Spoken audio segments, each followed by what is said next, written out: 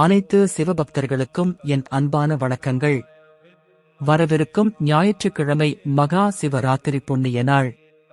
அந்த நாளில் எப்படி வழிபாடு செய்ய வேண்டும், அதனால் கிடைக்கும் ஆன்மீக பலன்கள் என்ன என்பதை இந்த காணொளி உங்களுக்கு தெளிவாக விளக்குகிறது. மகா சிவராத்திரி அன்று நோன்பு இருப்பது மிகச் சிறப்பு. நோன்பு இருக்க முடியாதவர்கள் குறைந்தபட்சம் சைவ உணவு மட்டும் உட்கொள்ளுங்கள்.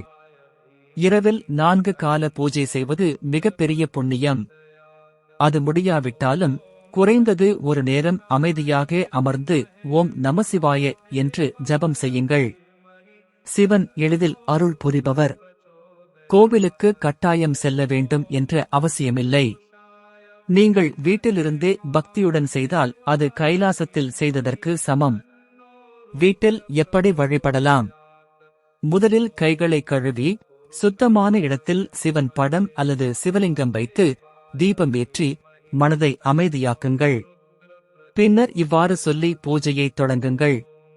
ஓம் ஸ்ரீ பரமசிவபிரானின் திருவருளால் இன்று மகா சிவராத்திரி நாளில் சிவ சஹஸ்ர நாமம் ஜபித்து என்னாலும் என் குடும்பத்தாராலும் செய்யப்பட்ட அறிந்தும் அறியாமலும் ஆன பாவங்கள் நீங்கி ஞானம், ஆரோக்கியம், ஆனந்தம் பெற இந்த அர்ச்சனையை பக்தியுடன் செய்கிறேன்.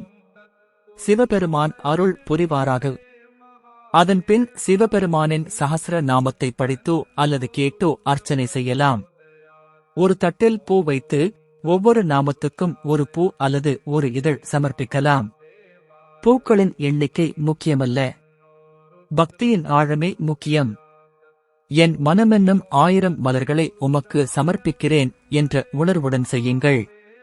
பூ இல்லையெனில் வில்வ இலை சிறந்தது.